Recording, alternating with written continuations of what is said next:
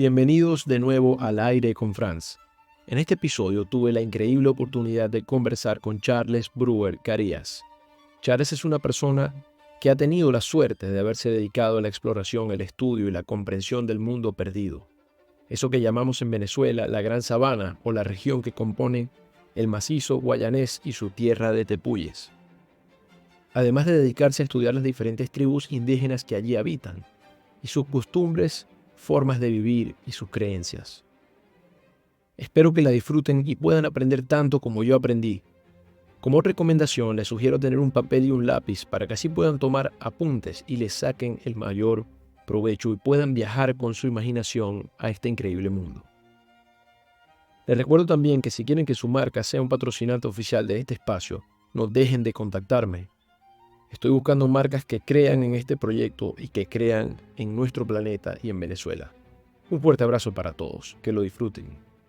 Bueno, muy buenas tardes, Charles. Es un gusto estar contigo el día de hoy.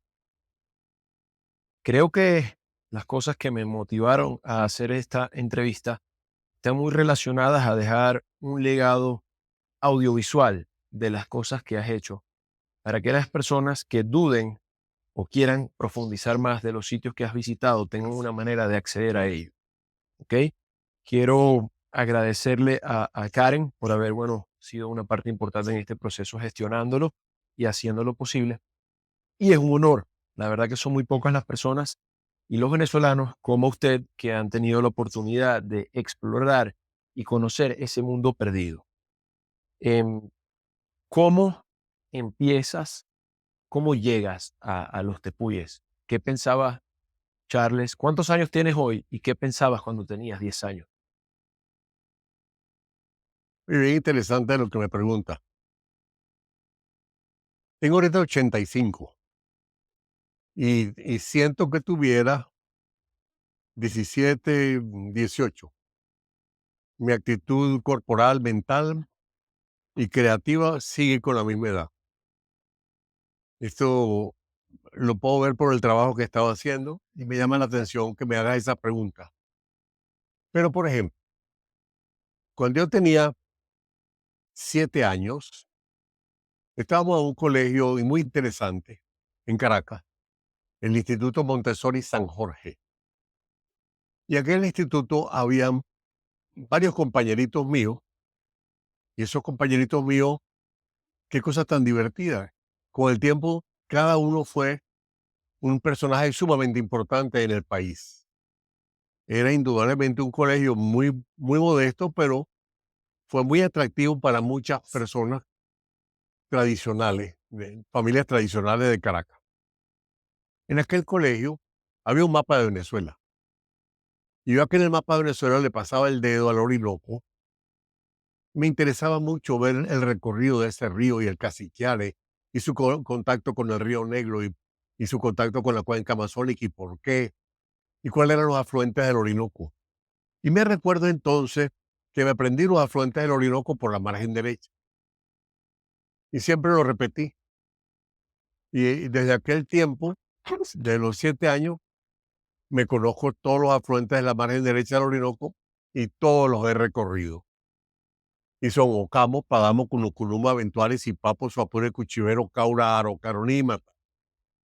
Todos esos ríos los he recorrido después. Y cada vez que yo pasaba el dedo, por ejemplo, cuando llegué a La Esmeralda, en el Orinoco, cerca del río Cunuculuma, caramba, algún día voy a explorar esto, algún día voy a conocer a Santa Rosa Manadona, otro día voy a conocer a San Carlos de Río Negro, Santa Lucía. Eso son las cabeceras del Orinoco. Y efectivamente los conocí a todos. Y me recordaba que había esa gran montaña, el Duida, cerca del Cunucunuma y en el Orinoco. Decía, caramba, ¿cuándo llegaré yo a conocer esa montaña? Y yo estimo que es desde allí donde yo tengo un interés por conocer los tepuyes, por el Duida. Y llegué en 1968, tuve la oportunidad de llegar hasta la base del Duida, en la sabana de la Esmeralda, y ver sus 2.200 metros de altura ahí, saliendo de la sabana hacia arriba.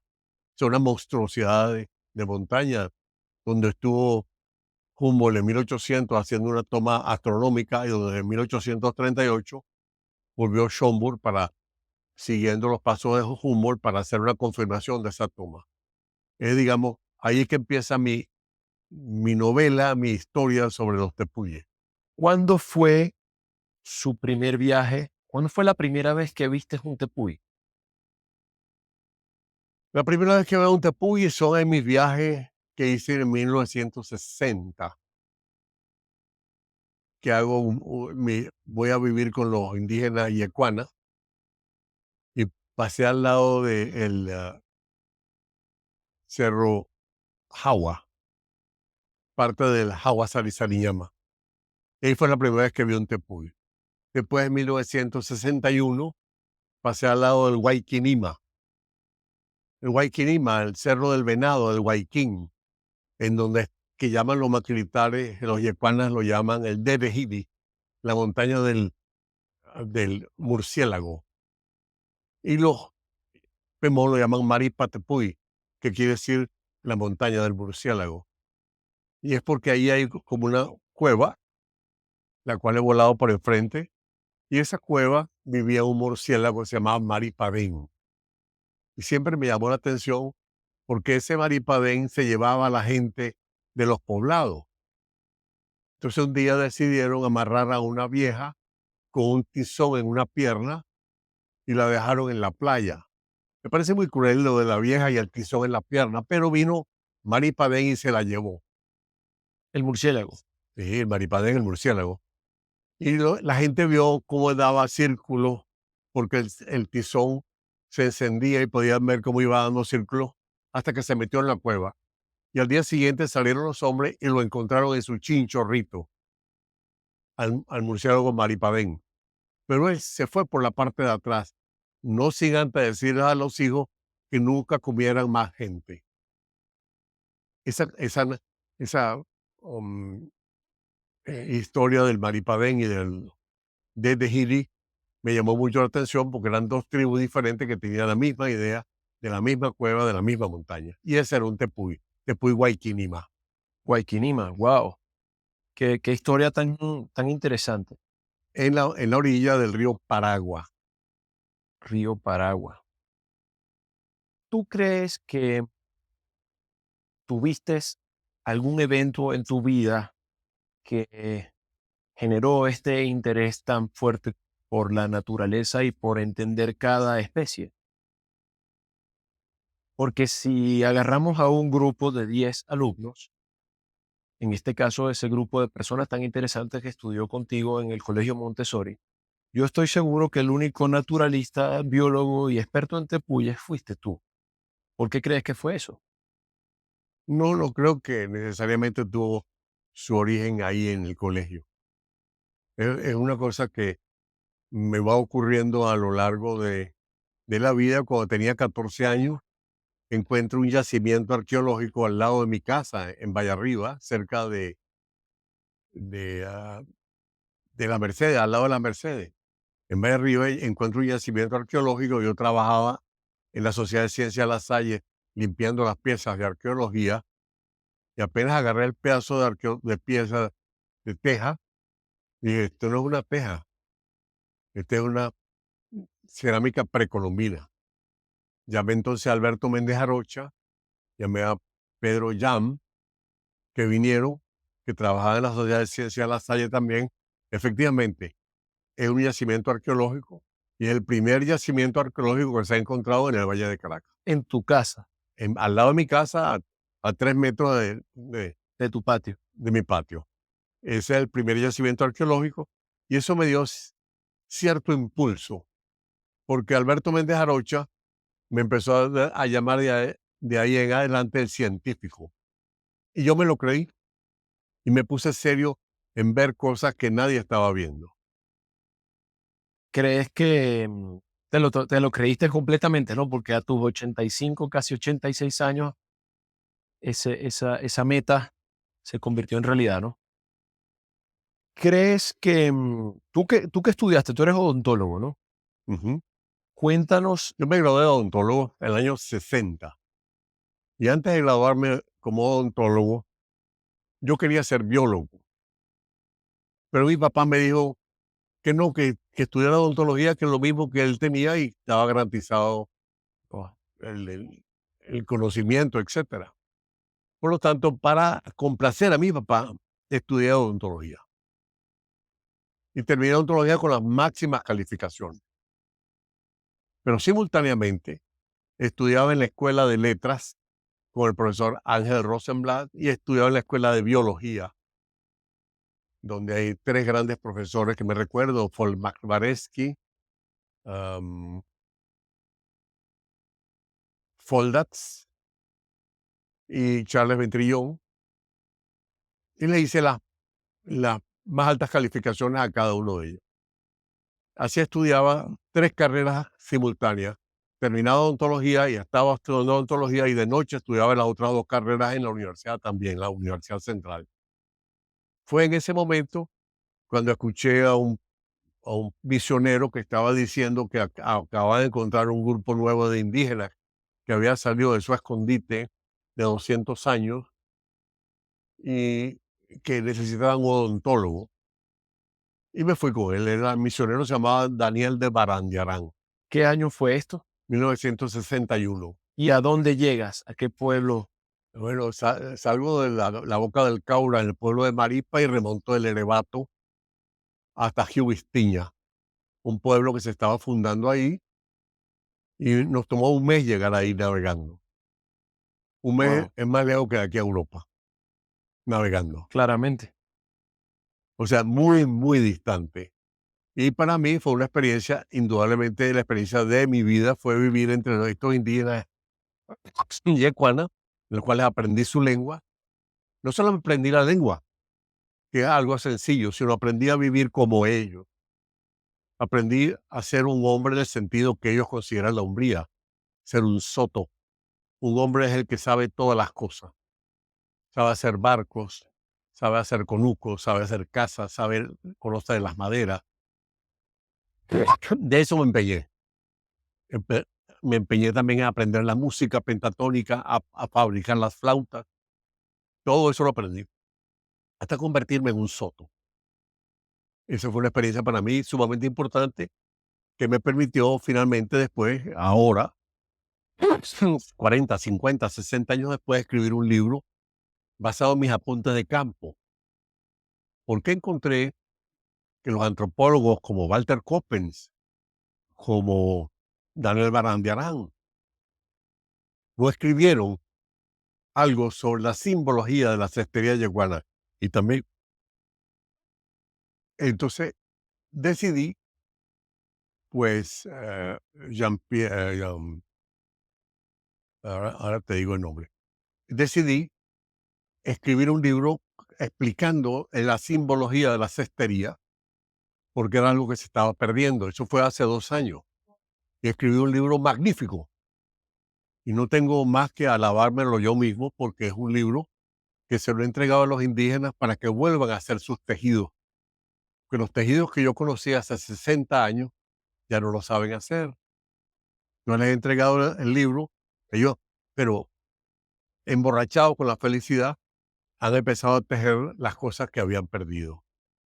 Jean-Marc de Chevrieux, que estuvo trabajando en el río Culucunuma, en el sitio de Maguaria Nejiriña, que llamado también Culebra, él escribió un libro recopilando la mitología de los yacuanas que se llama Huatuna, que quiere decir la noticia. Esa Huatuna, esa noticia es un libro extraordinario en el cual yo baso en parte para seguir la mitología, que se considera una mitología como el Popol Vuh. Como el Popol Vuh. ¿Qué es Algo, eso? el libro de los aztecas, de los mayas, algo extraordinariamente elaborado, explicando absolutamente todo, toda la creación de todas las cosas, de los pájaros, de los animales, de las plantas, de cómo cada planta fue saliendo del agua, todas las cosas están explicadas allí. Obviamente, ese trabajo, el trabajo de Daniel Barandiarán sobre la cosmogonía de los yacuanas y mis apuntes de campo me permitieron hacer ese libro, Simbología de la cestería yacuana. Nadie, nunca, en antropología hizo un libro así, De cestería. de la simbología, de la Bueno, cestería y de la cultura yecuana. Yecuana son los indios o indígenas maquiritales, llamados maquiritales. Ellos se autodenominan yecuana, decuana, cunuana y juruana. Este grupo de indígenas tiene el nivel más alto de cultura material entre todos los indígenas que tenemos nosotros, y su cestería se considera la más fina, no solamente de Sudamérica, sino del mundo. Y nosotros no tenemos mucha conciencia de eso, y por eso hago yo el libro de manera que los yecuanas vuelvan otra vez con sus trabajos de cestería, y cada cesta empieza a ser muy costosa y muy interesante. ¿qué, ahora son muchos? Ayer tuviste la oportunidad de pasearme un poco por este libro, muy por encima, ¿no? Porque sé que son muchos años de investigación. Y la verdad que no tenía ni la menor idea de los yeguanas, los había escuchado por ti, pero que tenían toda una serie de mitologías y de historias que tú me contabas que era la cuéntanos un poco de para qué sirve esa cesta y de todos los mitos y de esas historias que tienen, ¿cuál es la que te parece más interesante y por qué? Oye, son demasiadas, demasiadas imágenes, son 64 imágenes, y cada una tiene su historia. Te puedo decir, por ejemplo, mm, Mawari Nigeriña, te puedo hablar de Yaráscaru, te puedo hablar de Mariagua, te puedo hablar de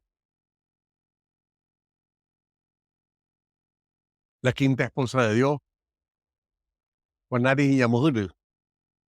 Juanari Iñamujiri podría decir que es una de las más interesantes, porque es para nosotros más comprensible. A Juanari le raptan la esposa, y se la rapta Brunco. Se la raptan y se la llevan para Fuauhiri, en el Currío Cunucunuma. No voy a ser tan específico porque se vuelve muy complejo, pero para resumir, queda muy sensible por la pérdida de su esposa, está raptada, desapareció, y deciden hacerse una esposa nueva. Y se la hace en base a una cesta, una caua. Y en esa cesta había una rana dibujada, tejida. Y le dice, ¿por qué no te conviertes en rana? Kutto? ¿Por qué no te conviertes en mujer? Y se pone a cantar con la maraca y a fumar un tabaco, y el dibujo se convierte en mujer. Esta mujer, que se llamaba Nari Ñamuhuru, que quiere decir la que fuera esposa de Dios en la traducción, preciosa, pero está todo el tiempo maquillándose y viéndose a ver cómo queda su reflejo en el agua y todo. Y no atendía a su trabajo, a su marido, no atendía a la casa. Por fin la desecha. Mawaria Nejiriña. No, Mawaria Nejiriña no. Mawaria Nejiriña. Entonces, esta esposa desaparece, y él busca otra esposa entonces. Y se fabrica una esposa de barro, muy linda, muy todo, pero cuando va al río, se disuelve en el agua y encuentra en la mancha en el agua. Después busca otra vez a otra mujer y la hace de resina, pero cuando va al conuco se derrite.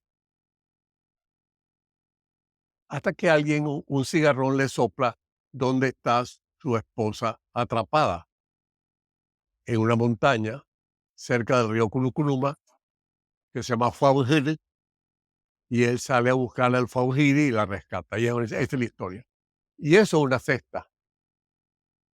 Y esa cesta es una cesta icónica, emblemática, porque cuando tú estás comiendo el casabe en el suelo, Y el casabe no es el casabe duro que nosotros tenemos, es un casabe grueso, como el blando, como el pan. Y tú vas abriendo parte del casabe. Si a ti te tocó la cesta de Juan Mujer, vas a ver una primera parte, que son las líneas de la lluvia, que se llama Konoho Isakir, o la línea de acento de la lluvia, que se llama Konoho Isakir Atei, o vas a ver las estrellas de Richard Mati, o vas a ver finalmente la rana. Y en la rana empieza a conversar con los demás de la mesa sobre lo importante de la esposa y de cuidarla y de no buscar otra esposa porque se te puede volver Juana Mujer, una mujer muy pispireta, muy coqueta, que no te haga el trabajo bien. Y todo esto está en una cesta mientras vas comiendo, ¿no? Sí, ¿Cuánto dura normalmente ese proceso de comer ese casabe bueno, en una depende cesta? de la velocidad que te comas. Mira, Pero ¿qué quiero decir? Sirve como objeto de reflexión y de recuerdo. Entonces, otro día tiene otra cesta y tú no la conoces porque está tapada, pero mientras vas comiendo van hablando sobre eso, sobre muchas cosas. Pero, mira la cesta que trajiste. cuando comparamos al hombre occidental, a este Homo sapiens que vive hoy en día en la Tierra, en cualquier civilización occidental, una manera de dejar un legado es escrito, con libros. Tú has escrito, creo que 22 ya, ¿no? ¿Cuántos? 21. 21. Y vienen varios más, pero quiero que hablemos Sí. de eso en un rato. Para los yecuanas, la manera de dejar su legado es en la cesta, o tienen alguna otra forma Bueno, de dejar un caramba, legado escrito. tu pregunta con un interés como un escritor que eres tú es bastante compleja, porque obviamente no hay ninguna civilización en suramericana que dejara ningún libro, excepto los, los mayas, y eso fueron quemados. Pero este grupo de indígenas yo creo que deja sus mensajes a través de... hay una cesta que se llama Kasune Horiri. Esa Kasune Horiri quiere decir la cesta que inventó, que hizo, que construyó Kasu. Y de esa manera él queda como un autor importante, Kasune Horiri. Y es un diseño muy especial. Quiero decir, quizás esa sea la forma de presentarla. Por otra vez, en otra oportunidad, vi una cesta en donde estaban representados unos hombres. Y le dice, qué raro que han representado unos hombres. No, esos son números. Son números. ¿Sí? ¿Cómo número? ¿Cuántos dedos tiene un hombre? 10, 20. 20. 10 en las manos, 10 en los pies. Son 6 hombres, son 120. ¿Ok? Entonces, la sexta significaba 120, no seis hombres. Estas civilizaciones utilizan algún tipo de sistema matemático o algo Sí, diferente a lo que hemos... ellos nombran, me permito hablar, los Yanomami tienen varios números, 3 números, el total, ¿Crees? Oni, Boracaba y Bruca. 3 números, uno, 2 y muchos. Boracaba, Tony Girao, muchos. Los Yacuanas, que son comerciantes y que son muy desarrollados, tienen un sistema numeral como el nuestro. Los yecuanas. Sí. Monstruoso. Pero es interesante que hoy día tú tratas de hablar con los jóvenes yecuanas y utilizan los números nuestros, no los de ellos. Y a mí me gusta sorprenderlos y decirles, Tony, Akaruaba, que chia, Tony, Tony Mojoto, Akamoto, Ruaba, Mojoto, que chia, Mojoto, Mojado, Amojaro, Toreo, Tony, Mojaro, Toreo, Aka, Mojaro, Toreo, Ruabu, Amojaro, Toreo, que chiva, Jujatono, estoy en 15. Jujatono, Toreo, Tony, Akaruaba, que chia, y ella llamó Tony Soto, 20. 20, Tony Soto. Y 20 es el mismo nombre para nombrar una persona, un Soto. 20. Sí. Y entonces empiezan unidades de 20 en 20, como los franceses, Claro. ¿Crees que esto sea una coincidencia o sea No, una chico, no, ninguna coincidencia. Muchos pueblos en el mundo han llegado a esa conclusión conclusión? de contar por hombres. Capcom viene probablemente del origen que están estudiando que cada hombre tiene 20 dedos. Capcom, 4 veces 20 80. Claro. Ah, que chía Tony Soto, 80. Mira, hay un descubrimiento o un hallazgo, sí, quizás, en una de esas Ujú, primeras expediciones en los dientes incisivos de los yecuanas, ¿no? Si no me equivoco. ujú. Platícame un poco de lo que encontraste y las coincidencias que hallaste en ese proceso. Ok, veo que tienes demasiadas preguntas y no va a tomar todo el día. Pero yo creo que con suerte te quedarán otros 86 años más para poder seguir hablando, ¿no? No hay ningún problema. Cuando fui como odontólogo allá, me di cuenta que los dientes incisivos anteriores de los yecuanas Esto, tenían una forma muy distinta a lo que las llamamos nuestras, paletas, ¿no? muy distinta a los nuestros y muy distinta a los africanos. Tenía unos dientes incisivos que yo había visto casualmente que tenían los esquimales. Los inuit en Groenlandia. No sé si los inuit, pero también otros esquimales. Todos los esquimales lo tienen. El diente incisivo en forma de pala de carbonero, shovel shape incisor. Esa forma incisiva en forma de pala de carbonero es un contrafuerte en el diente que le da una extraordinaria fortaleza. Y yo entiendo que es muy interesante para los esquimales por la cantidad de cueros que ellos tienen que ablandar con los dientes, y eso seguramente es una selección natural a través de selección para que el que tenga los dientes más fuertes subsista, sobreviva más, y por eso ese, esa característica genética se heredó. Y lo que encontré era que los Yanomami, los Yecuanas, ambos tienen los dientes incisivos en forma de pala de carbonero. Como los esquimales y los mongoles, ¿no? Correcto. ¿Y qué podemos deducir de esto? ¿Que es una Bueno, que coincidencia? provienen definitivamente de un grupo esquimal o mongol que pasa a través de Bering, baja por todo, por la costa, o baja por el centro de Norteamérica, después coge la costa hasta llegar a Sudamérica. Claro, ¿Qué otra ruta toman? Ah, no sé. ¿Son polinésicos? No tengo no idea. sabemos. No, Esa es no, otra no puedo hacer teoría también. especulaciones sin saber. Ahora, de Mm. todos estos grupos indígenas venezolanos con los que has tenido contacto, ¿cuál es el más antiguo? ¿Cuál es el más viejo?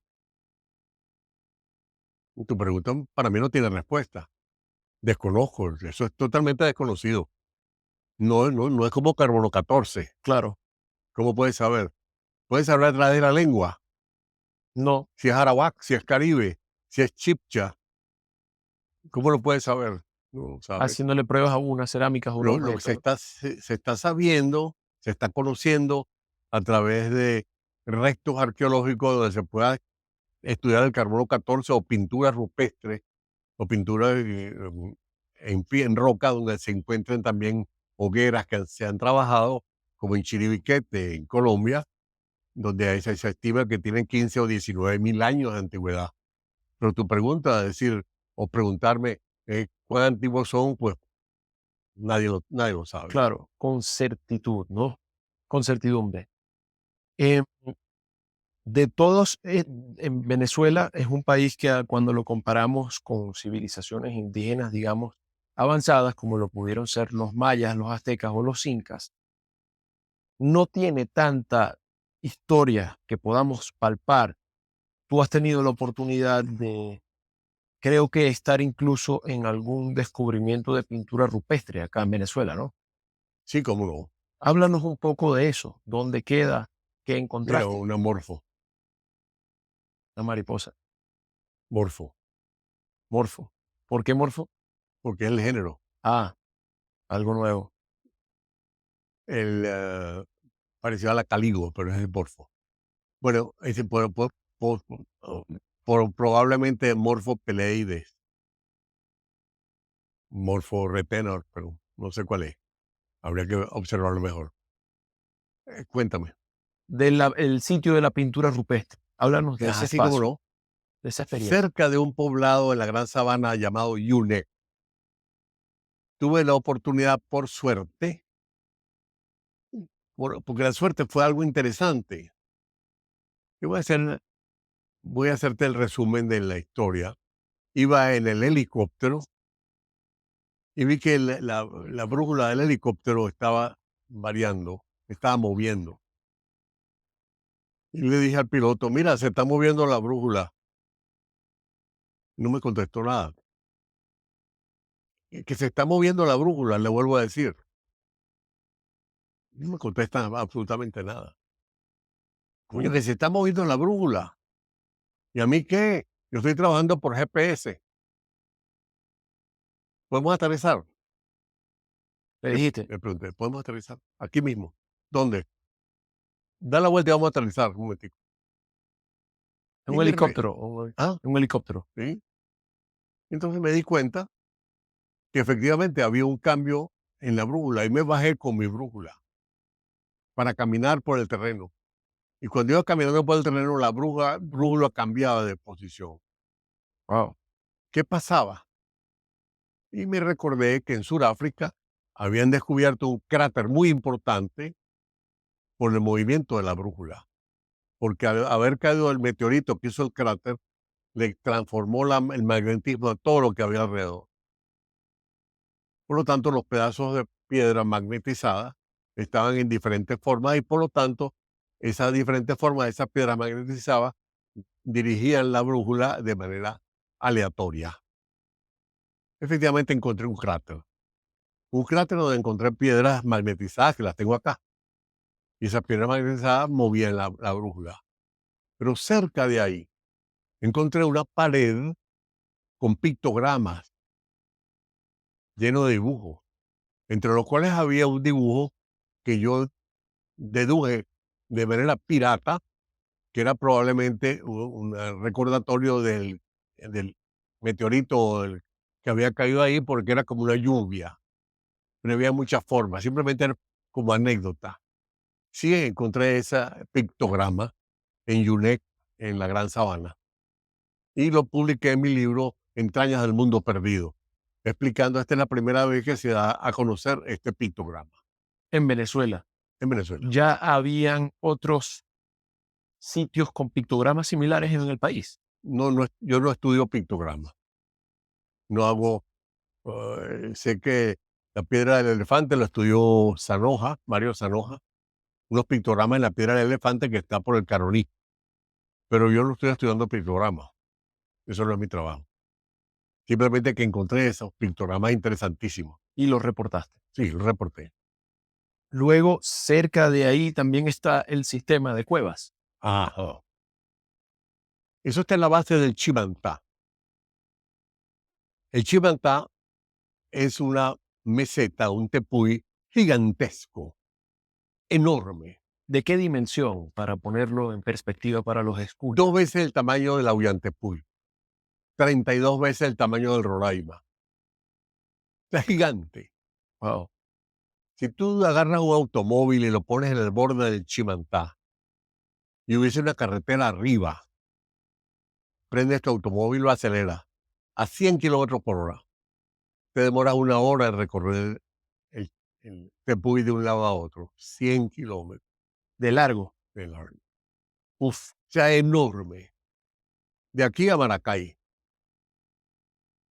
a 2000 metros de altura. Y ese es el Monstruoso. Chimantá. Nadie lo conoce. ¿Qué hay ahí arriba? Oh, oh, oh, oh. Ahí está todo. Ahí está toda la evolución ocurriendo en este momento. Ahí hay especies haciendo especiación, están cambiando. Hay grupos de plantas, por ejemplo, pertenecientes a las asteráceas, a las margaritas, a los frailejones, que se llaman las chimanteas. El nombre se lo puso Werda y se lo puso Steiermark para recordar el chimantá. Y estas plantas que parecen frailejones crecen en la cumbre, estrictamente en la cumbre, y en cada una de las diferentes cumbres son distintas, son especies distintas. En cada cumbre. de esa montaña. Del Chimantá. Sí, no hay ¿Cuál? más ninguna parte. Tiene varias cumbres, ¿no? Nómbralas. Oh, te la voy a decir, pues. Eroda, Murey, Tirepón, Churia, Copán, Amuriac, Paramán, Toronó, Abacapa, Apacarau, Puigma y Angasigma. Ya me lo aprendí. Entonces, en esas cumbres, hay esta chimantea. Pero también hay otras, un grupo de las heliánforas, las plantas carnívoras, en forma de copa, las jarras de los pantanos, heliánforas. Esas jarras, que son carnívoras, hay en las diferentes cumbres distintas también. O sea, hay una variedad enorme de plantas que están especiando. Ahí en Cumbre de Chimantá, creo que son 10 las especies distintas hasta ahora. Yo acabo de encontrar una nueva en la cumbre. Y en el Aullante hay una sola. En Roraima hay 2. El Ánfora nutans y el Ánfora pulquela. Glabra. Entonces, esas cumbres, en la cumbre del Chimantá, es asombrosa la variedad de plantas y animales y ranas que hay. No se conocen bien, no se ha explorado bien. Mi idea es ir a explorar allá continuamente, pero no he podido en los últimos 10 años. Y allá en la cumbre del Chimantá conseguí una caverna,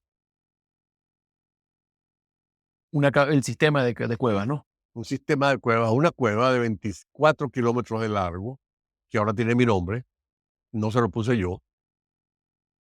Y este sistema de cuevas es el sistema de cuevas o la cueva más larga del mundo en cuarcita. Claro que por largo rato la cueva más grande de Venezuela en todo sentido. Tiene cavidades gigantes. La cavidad de la entrada, por ejemplo, es tan grande. La primera cavidad es tan grande, el salón es tan grande que toda la cueva del Guácharo, el aire que desplaza la cueva del Guácharo cabe ahí, en un saloncito, En la entrada, en la entrada, en el lobby de la cueva. en el lobby de la cueva. Después hay un salón que llamamos Karen y Fanny, que se considera entre los más grandes del mundo.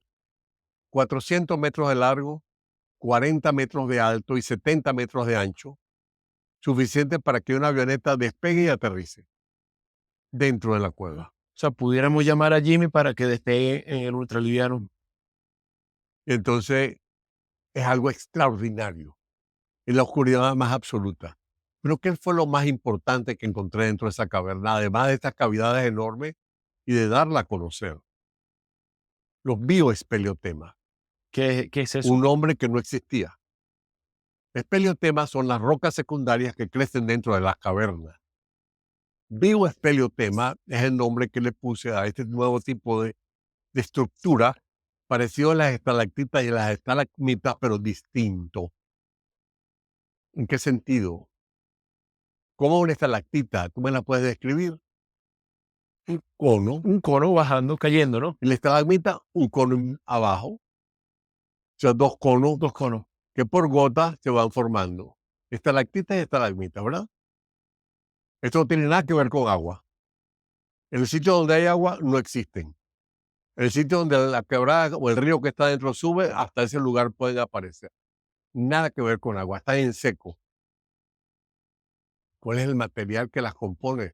No es carbonato de calcio, no es una cueva de carbonato de calcio, no es una cueva que haya surgido por disolución del carbonato, ha salido por abrasión por la arena que cargaban los ríos y fueron tallando en tubos freáticos.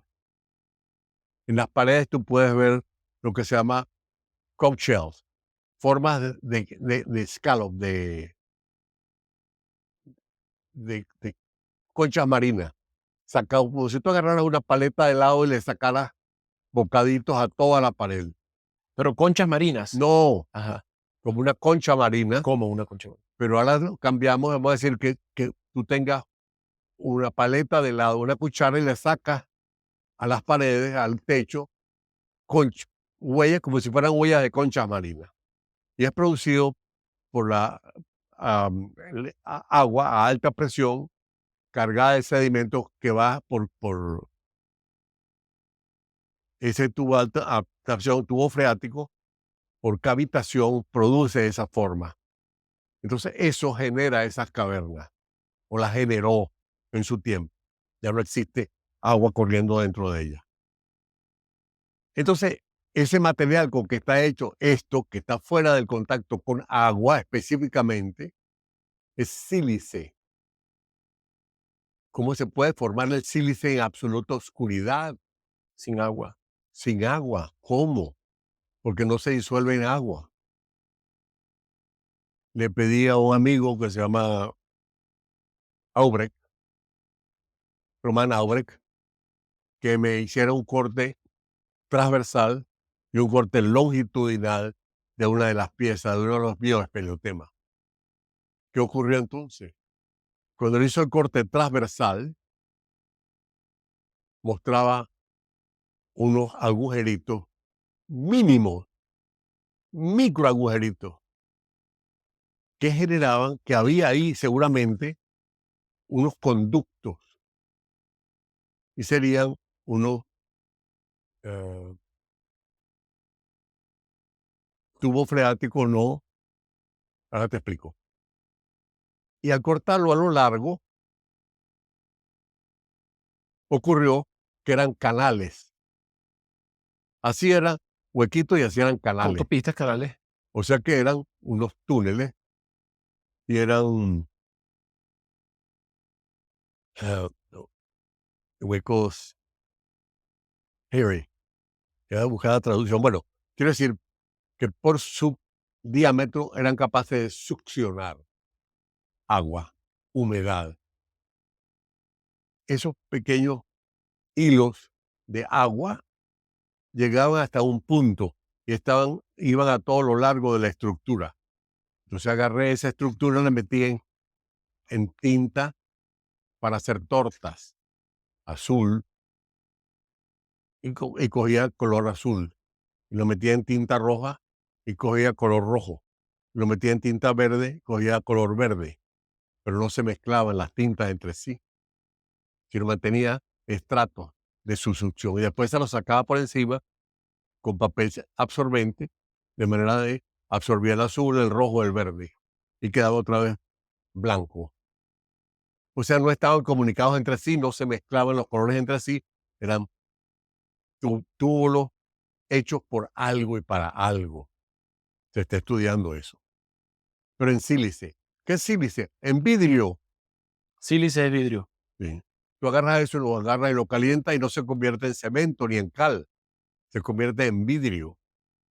Absurdo. Tenemos una reserva gigante de eso. Yo no estoy hablando de reservas. ¿Reservas para qué? Tú como que eres un explotador. No, pero hay mucho sílice, es a lo que voy, ¿no? No, no, el sílice hay en la arena de Monaga mucho más. Se hace vidrio ahí, la O en Illinois. Olvídate de eso. Es el fenómeno que sea una pieza de ópalo, de vidrio, hecha por un organismo. ¿Cuáles organismos generan vidrio? Ópalo, Ópalo. sílice, algunas esponjas marinas, pero requieren de la, mm, Luz. de la luz para poder hacerse. Hay espículas en las esponjas, la Venus, una que se llama esponja de Venus, tiene esas espículas de sílice hechas por un proceso de sílice, pero ahí no hay luz, es oscuridad absoluta, estamos a 5 kilómetros adentro. ¿Cómo se formó? Ah, no lo sé, pero se está formando.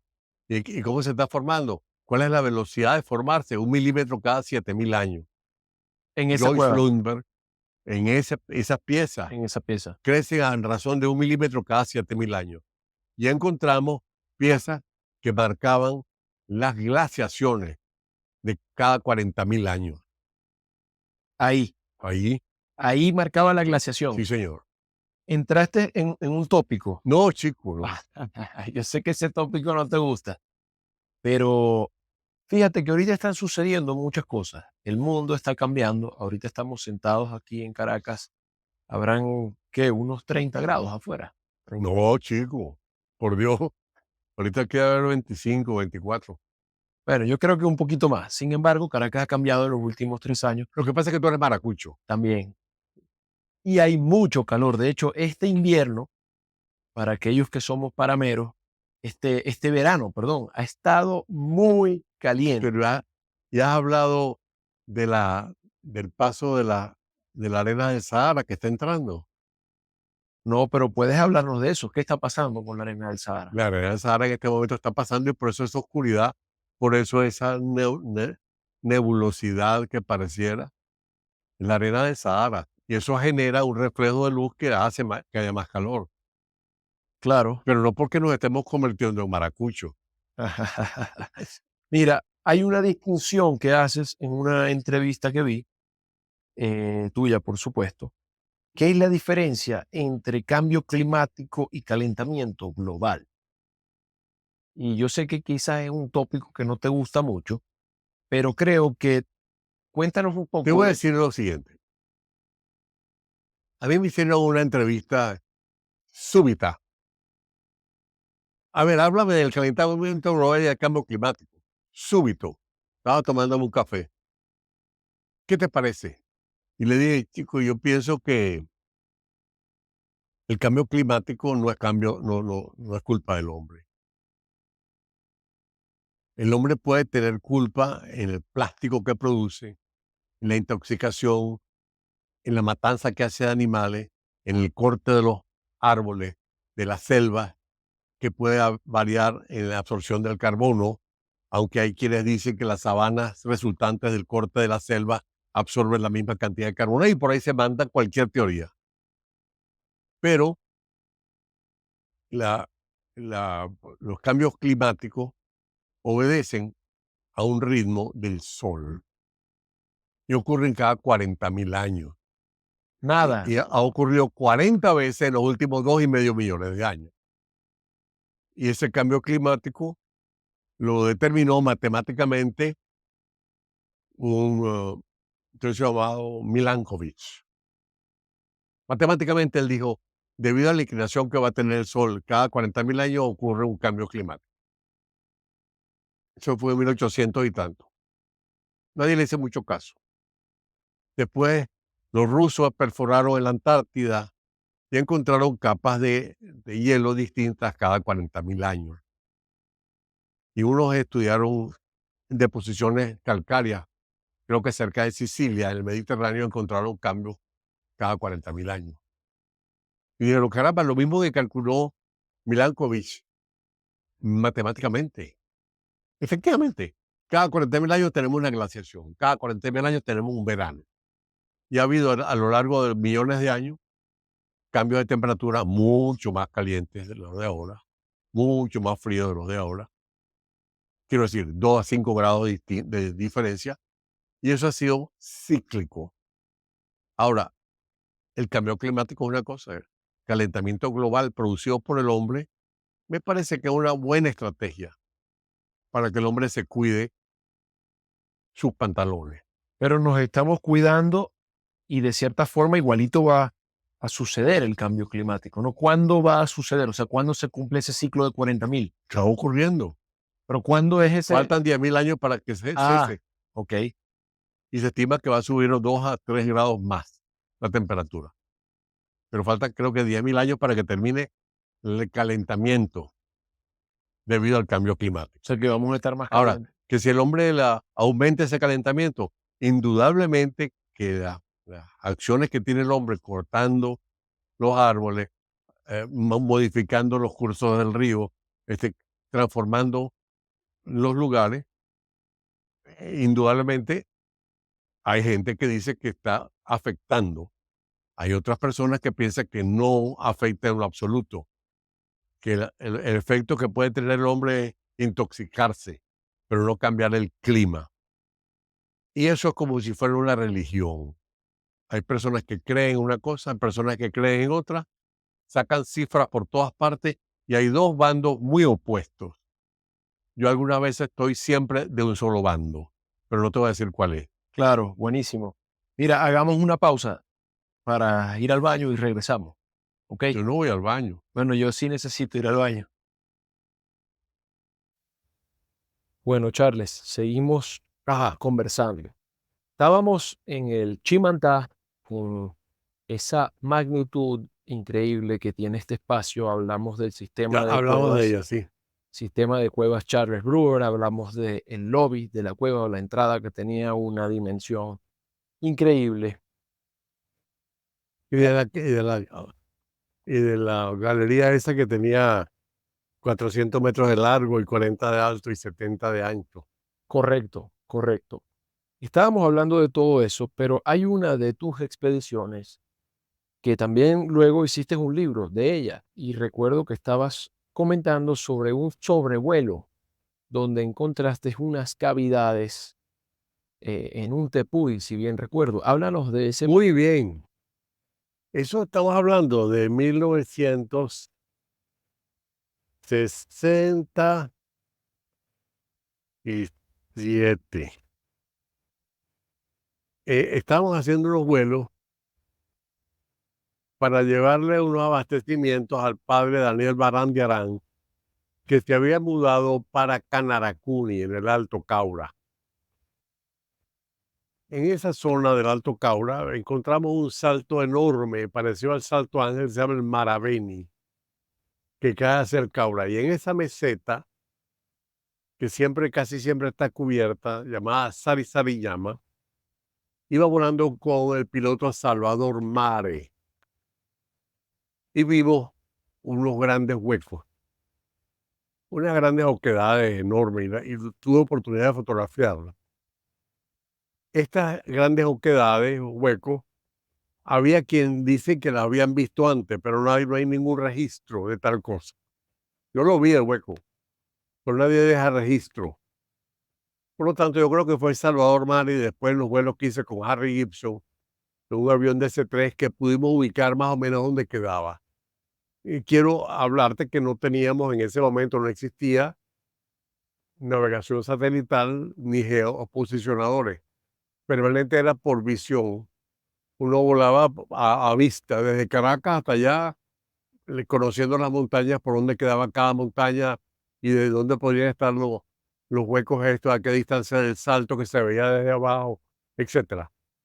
Esos huecos los llamamos las cimas de hundimiento. Cima con C, que es una cumbre, pero cima con S es una oquedad, un hundimiento. Y las cimas de hundimiento se generan por cavernas internas que colapsan, y esas cavernas internas dejan una muestra afuera circular, el hueco, y en el centro lo que se llama un cono de derrubios. Esto demuestra que era una cueva en donde se derrumba el techo cuando el clave de bóveda cede, la piedra clave de bóveda. En el centro, entonces genera el cono de derrubios en el centro. Y eso ocurre con la cima mayor de Sarisariñama, que es como se llama la montaña Sarisariñama en uno de sus nombres, porque tiene muchos nombres: Jawa, Sarisariñama, Arawa, Aresi. Y yo elegí Sarisariñama como el nombre para esa zona, aunque tenga varios nombres. Y Sarisari corresponde a un gavilán, a un águila devoradora de hombres que se podía ver donde se posaba desde la sabana de Canaracuni, en el Alto Caura. Por la cumbre de esa montaña encontramos esas oquedades, y ese mismo año intenté yo caminar hasta el borde y subí hasta el borde de la montaña para ver cómo era el trayecto arriba, para tratar de llegarle a pie desde Canaracuni. Fue una excursión muy fuerte y dormimos arriba, pero había muchas grietas, muchas diaclasas, muchas aperturas de rocas que no permitían el paso, el avance. Por lo tanto, tuve que esperar como 10 años, y en 1974, con la Sociedad Venezolana de Ciencias Naturales, que me nombraron director de expediciones, organizé la expedición multidisciplinaria en la cual participó William Feld, William Starmar, Dunsterville para las orquídeas, y Braulio Orejas Miranda para conectar del Smithsonian, para conectar herpetología, ranas, y otra persona que venía como geólogo. Entonces, ese fue el equipo multidisciplinario que yo dirigí para poder estudiar. De eso hicimos una película sumamente interesante que la organizó Luis Armando Roche, la dirigió Luis Armando Roche. Yo hice todas las tomas interiores de la cima y se llama Como Islas en el Tiempo. Se puede conseguir a través de internet, Wow, sin duda también lo vamos a dejar en las Como notas. Islas en el Como Tiempo, Islas en el Tiempo, Luis Roche, ¿no? Luis Armando Roche. Se puede comprar por internet. Bueno, hicimos esa película, es una película bastante interesante porque demuestra todo lo que pasamos para las colecciones y el descenso dentro de la cima, el descenso dentro de la cima con cuerda, resulta sumamente interesante y permite entender cómo uno baja a 300 metros y entra a otro nivel de temperatura en donde hay otro tipo de vegetación distinta a la que hay en la cumbre. Y esa vegetación que hay en el interior es única, desarrollándose en esa cima con una sombra especial, con un contenido anhídrido carbónico especial. Eh, bueno, nos pareció sumamente importante e interesante. Y también encontramos una enorme, gigantesca colonia de guácharos. De Y Guácharo. es el primer registro de guácharos fuera de la cueva del Guácharo. Después se han encontrado en otras partes, pero ahí encontramos los guácharos. Se han encontrado también en Roraima después. Eso fue en 1974. Y bueno, fue una expedición extraordinaria. Después he regresado varias veces más. La última vez, en el año 2001, fui con mi esposa Fanny y con mis hijos John y Karen. Estuvimos dentro junto con el herpetólogo César Barrio y con unos japoneses. Hicimos muy buenas colecciones de herpetología, ¿Qué de es la ranas, herpetología? De rana. ranas. Y también, si hay especies nuevas, se consiguieron ahí, en esa oportunidad. Y unos japoneses hicieron un libro e hicieron una película también, Wow, todo esto ahí en en ese Sarisariñama, en esa descenso. cima. ¿Cómo puedes poner una dimensión a este espacio?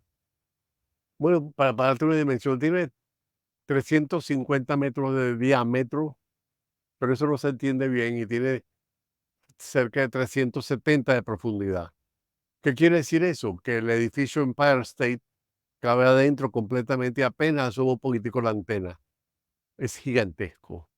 O sea, que caben Tan, varios Empire State, ¿ah? entonces, caben varios, cabrían varios No, de pie, de ¿no? altura, En ¿qué altura. quiero decir? Para darte una idea de la altura, es como estar en la azotea del Empire State y tratar de ver una persona que esté en la calle abajo. Es muy difícil, no la ves.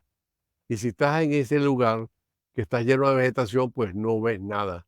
No ves si hay una persona abajo o si están las personas arriba. Tanto, eso para darte una idea de la dimensión, que estando abajo, nos comunicamos por un walkie-talkie, por un radio, y bueno, montamos una polea, un motor con una polea para subir las muestras botánicas desde abajo hasta arriba, una moneda con un capstan. Y de esa manera podíamos subir la cuerda permanentemente girando el capstan y pues, podemos subir eso arriba. Bueno, ocurría que cuando estábamos tratando de ver por dónde vamos a ponerla, tenemos que gritar, pero ¿dónde están ustedes? En el borde de arriba, yo estaba abajo. ¿Dónde están ustedes? No los podemos ver. Corta algún árbol y tíralo para abajo para ver. Oías el golpe de las hachas y de repente tiraban el árbol y no era donde tú creías, que ahí estaba cayendo por otro lado. O sea, es de una dimensión extraordinaria. Es la cima más grande del mundo. El volumen 18 millones de metros cúbicos tiene. La más grande del mundo, Sí, aquí en Venezuela. sí, la caverna más grande del mundo, la cima más grande del mundo, la oquedad, Claro. claro, más grande que el sótano de las golondrinas que está en México, que es el que le sigue en tamaño. ¿Qué más, qué tipo de especies y de animales te has encontrado en este mundo perdido y en esa región del Amazonas y del Orinoco? Yo pienso que lo más interesante y la mayor muestra de evolución o de cambios que hemos visto está en las ranas. ¿Por qué? No La sé, rana. pero la hemos visto. cambio, la última que encontramos en el Chimantá se llama,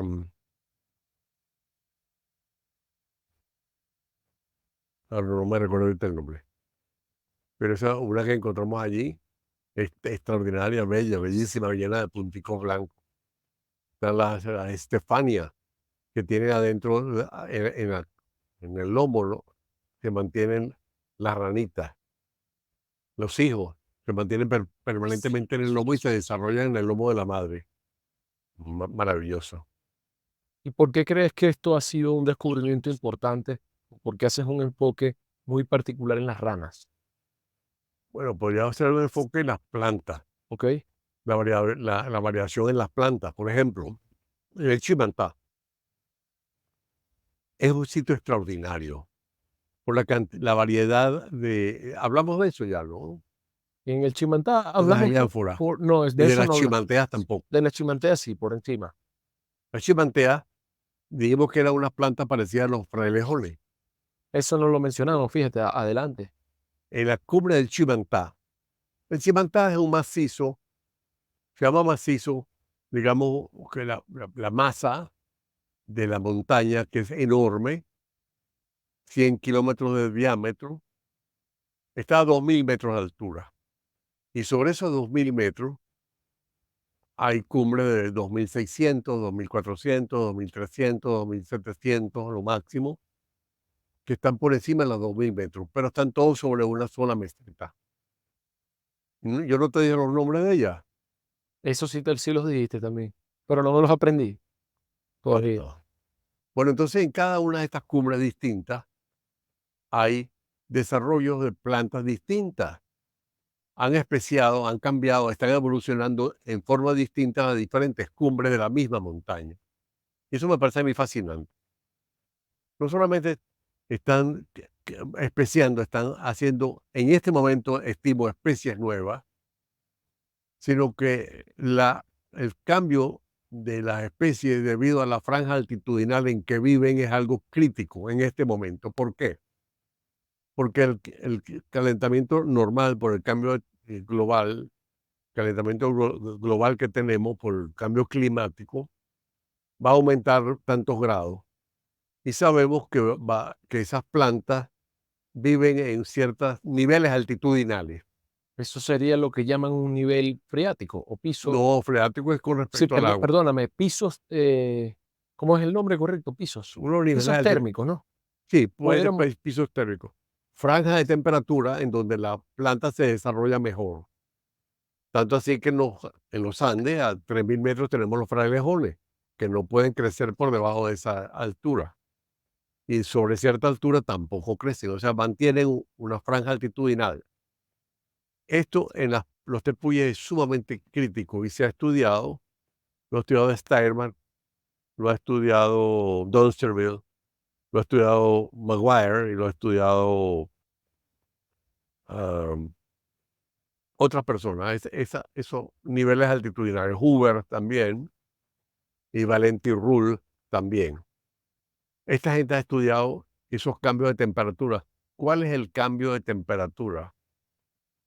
Se llama nivel adiabático. Y es que cada 600 metros cambia un grado de temperatura. 600 metros de altura, hay un grado de cambio, pero ese grado hace que en ese lugar, las plantas que viven en ese lugar estén sumamente satisfechas en cierto lugar. Si hay un aumento de temperatura, esa planta va a intentar subir sus descendientes a lugares más frescos y va a estar subiendo permanentemente. Pero para un grado de temperatura que cambia ambientalmente, son 600 metros que tiene que subir la planta para tener la misma temperatura que tenía antes. Por lo tanto, es muy crítico para muchas plantas el aumento de temperatura. ¿Por qué? Porque hay unas plantas esas que están ya en la cumbre de la montaña. y hay unos que no pueden subir más. Ya no puede subir más. Por lo tanto, si hay un cambio de temperatura para calentar, ella va a necesitar subir para sentirse más fría, para tener, para poderse desarrollar apropiadamente y no va a encontrar cómo subir porque no hay rampas, no hay montañas más altas que donde ella está. Eso está ocurriendo actualmente con las chimanteas y con las heliánforas, las más notables y conocidas en variación de especies. Y eso es verdaderamente crítico e interesantísimo. Yo propuse en mi libro este último, Las plantas de los tepuyes, que se podría hacer en los Andes una estación experimental para traer algunas plantas de los tepuyes controladas para ver cómo van subiendo a lo largo de cualquier rampa en los Andes, Claro. buscando su temperatura apropiada. Como decir en el Valle de Mérida y a ver hacia dónde va subiendo, ¿no? Exacto. Que vaya subiendo. Así, por ejemplo, los glaciares que se han retirado del pico Humboldt, las veces cuando yo subí, que estaban los glaciares cerca de la laguna del Suero, por ejemplo, actualmente las películas y las fotografías que yo vi, que me trajo mi hijo John de una excursión que hizo por ahí mismo, los lugares donde está el glaciar hay ahora hierbas, hay plantas Sí. herbáceas. Esas plantas están siguiendo al glaciar y el glaciar se va retirando y ellas van detrás del glaciar tratando de mantener la temperatura que les es conveniente para su vida. Y son únicas de esa altura, pero van a seguir subiendo mientras el glaciar se fue retirando. Eso me pareció fascinante, verlo así. Eso está pasando también en los Alpes, en todas partes. Pero lo mismo está ocurriendo en los tepuyes, con las plantas de los tepuyes, que a medida que va el calentamiento y que para el final del siglo se estima que es 1 o 1,5 grados más, pues van a tener que subir mucho más hasta su límite. Si están en la cumbre ya no puedes subir, seguir subiendo y van a desaparecer. Por eso pensaría que sería bueno hacer una estación experimental para poner las plantas allí en los Andes de manera a ver en alguna rampa que vaya subiendo de 2.500 a 4.000 metros a ver cómo se van comportando. Eso sería interesantísimo. Mira, qué interesante esa propuesta. Ojalá que se pueda hacer.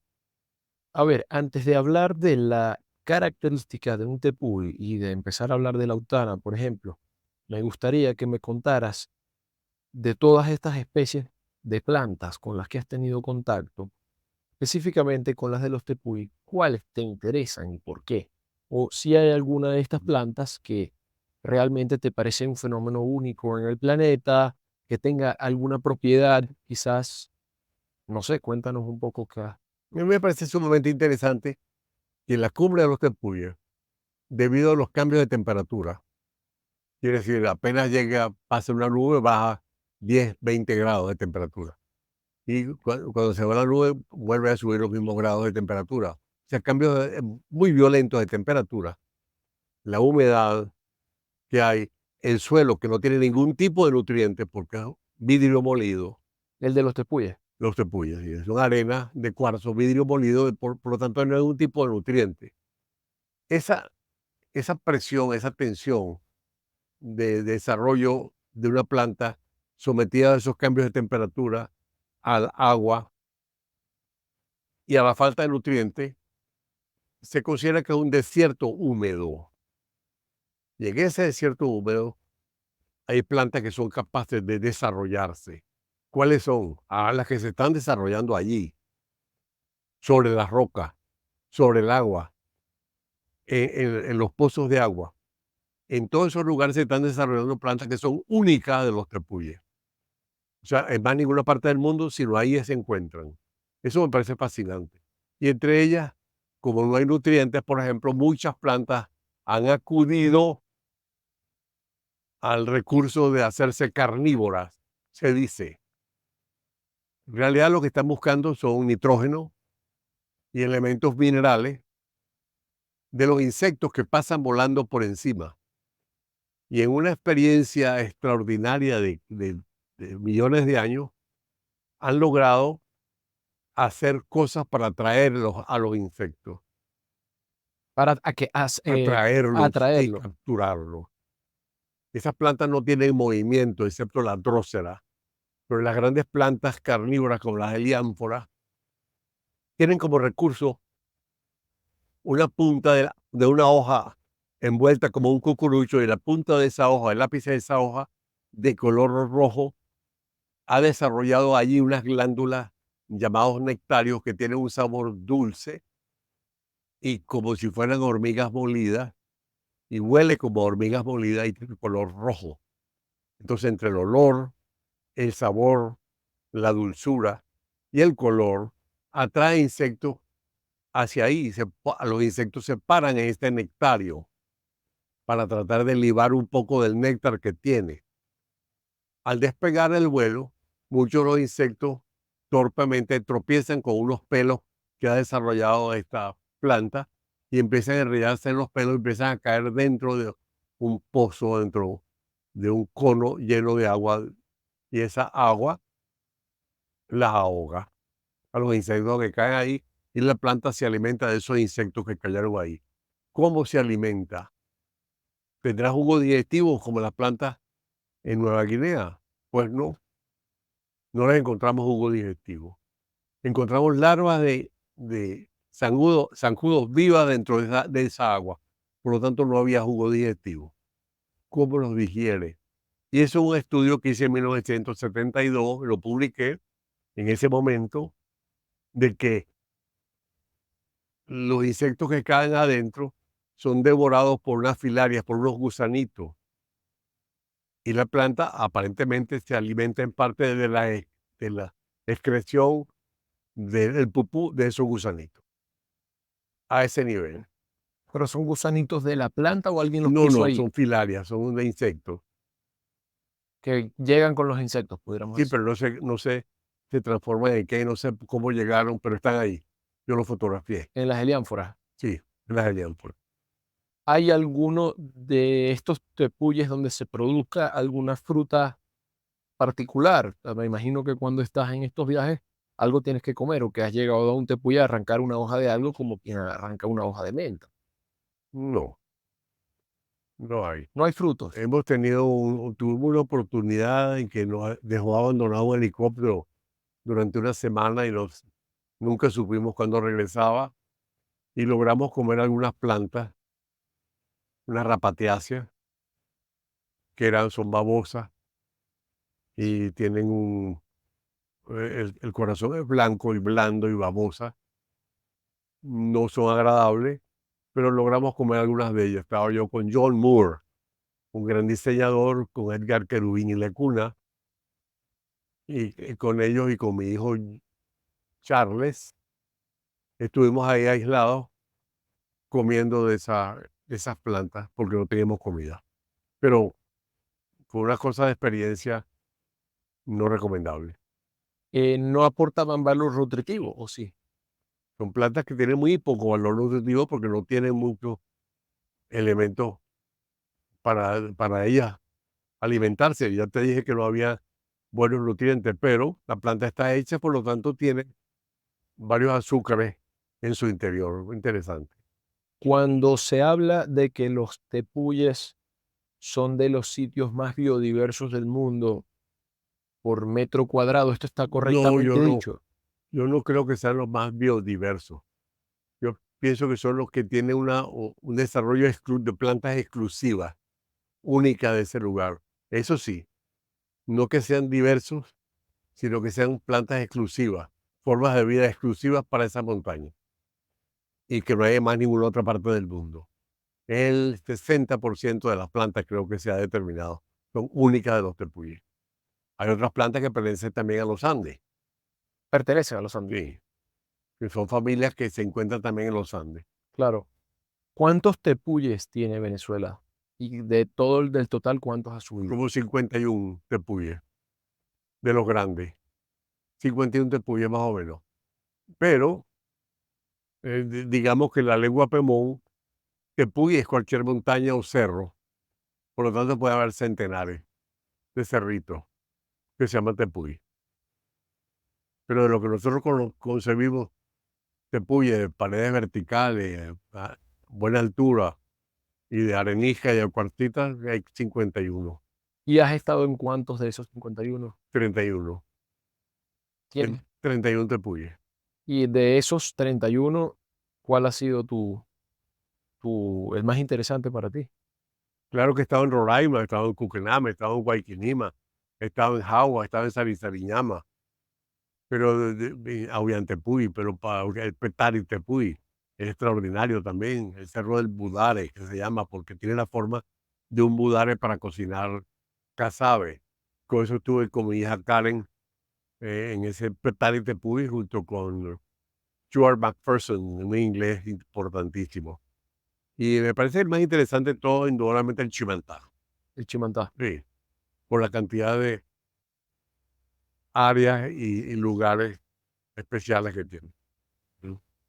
Háblame un poco del árbol de la vida y de la autana y el significado que tiene para los pemones, ¿es que? No, son piaroa, Son los piaroa. otuja, otija. Cuéntame un poco de ese tepuy, de la autana. Bueno, yo no creo que haya ninguna montaña sagrada. No creo que haya ninguna montaña sagrada, sino que son montañas todas con significados distintos. Pero no son montañas que se respeten ni montañas a las cuales hay que hacer alguna adoración o algo especial. Parte de la sacre, lo sagrado de la montaña es que te paguen. El Roraima es sagrado, tienes que pagarme tantos diarios para yo llevarte. Pero eso es lo sagrado que puede ser, pero la madre de todos los ríos, o la madre superior, el padre de todos los ríos, no tiene realmente, sino los Pemón, por ejemplo, le tienen temor a todos los tepuyes. No es que son sagrados. El Guadacapiapuy, por ejemplo, que es uno que está en los tepuyes orientales, es el sitio que cortaron por glotonería y se derramó el agua para el mundo y los peces y todo, y se cortó. El árbol de la vida, Guajaricuahuay, el tepuy de la Autana, que se llama ahora Cuaymayojo, que aquí es el tocón que quedó del Guajaricuahuay, se llama Cuaymayojo, eso es el Autana. Antes era un árbol de los frutos del mundo y la ambición del hombre hizo que lo cortaran. Los tucanes trabajaron en eso y tumbaron el árbol y queda ahora el tocón de lo que fue el árbol de la vida. Ese tocón árbol de la vida, que es el Cerro Autana, no es que sea sagrado en lo absoluto. Ni el lago Autana, ni el lago Leopoldo, ni el lago Jacopini son sagrados. Ni el Cuau, ni el Zipapo en esa zona. Sino solamente tienen su historia. O sea, ahí hay algo que es muy emocionante sacralizar algo. Eso es sagrado, pero no es sagrado para ellos. Simplemente conocido. Tiene un significado Tiene un quizás de árbol de significado. la vida. Nosotros que nos gusta decir que tienen un magnetismo, que tienen una propiedad, que tienen un atractivo, que son sagrados, pero los originales de la zona no los consideran sagrados. Claro, es conveniente ser sagrado si vas a llevar a un turista. Y dice, como esto es sagrado, te cuesta tanto. Bueno, Claro, yo lo veo así. me parece interesante tu punto de vista y creo que pudiéramos indagar más sobre esto, pero quiero, muchas personas cuando hablan de los tepuyes o cuando te venden Venezuela como destino turístico, te dicen que los tepuyes son de las formaciones más antiguas del mundo. No, claro que no. Mucho más antiguo que los tepuyes es las rocas que están debajo de los tepuyes. Los tepuyes se formaron sobre una roca original de la Tierra, sobre el escudo de Guayana. Una roca que se encuentra en Groenlandia y en otras partes, y que es la roca original fundida de la Tierra.